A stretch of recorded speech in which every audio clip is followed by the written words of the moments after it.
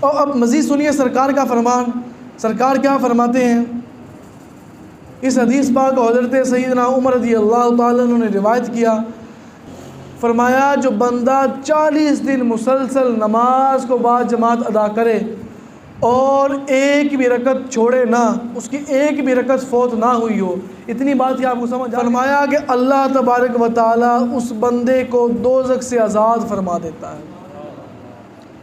سبحان اللہ، اس بندے کو دوزخ سے آزاد فرما دیتا ہے۔ اب یہ اللہ تبارک و تعالیٰ اپنے بندوں کو یہ طرح طرح کی مہلت عطا فرما رہا ہے۔